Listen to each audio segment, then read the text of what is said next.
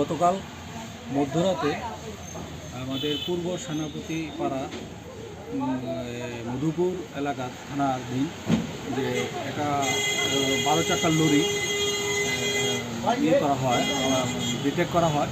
এটার মধ্যে কিছু মালপত্র পাওয়া যাবে এরকম আশায় আমাদের কমলাসাগর থানার ওসি এখানে আমাদের গাড়িটা 12 চাকার লরিটাকে অ্যারেস্ট করা হয়। এখানে তারপরে আমাদেরকে সকালবেলা খবর দেওয়া হয় যে এক্সিকিউটিভ ম্যাজিস্ট্রেট হিসাবে আমি ছুটে আসি সকাল 9টায় শালগড় থানাতে। সেখানে তারপরে আমাদের লেবার যারা আমাদের এক্সিকিউটিভ ম্যাজিস্ট্রেট সহ যে গাড়িটা আমাদের করা, সেই গাড়ির নাম্বার হলো UP 70 CT 4611। এই নাম্বারের গাড়িতে হঠাৎ করে এগুলো আমাদের যে গাড়িটা আনলোড করা চলছে।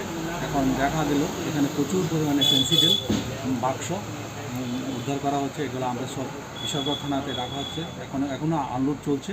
সেই নিরিখে এখানে হিউজ পরিমাণ এখানে ফেন্সিডিল কার্টুন আমরা ডিটেক্ট করেছি। এখানে আমাদের SDPO সাহেব আছে, আমরা আছি এবং এখানে কাজ চলছে। স্যার, আমাদের কাছে খবর যে মধুপুর থানাধীন দেবীপুর যে গোশালা রয়েছে সেখানের খাবারের সাথে এই ফেন্সিডিল এসেছে এবং সাদা কালার বস্তাও সেখানে আছে, এটা কি ঠিক স্যার?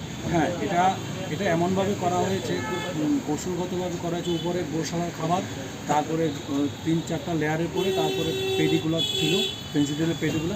আমরা এখন পর্যন্ত প্রায় 200 কার্টুন আনলোড হয়েছে, বাকি সব চলছে।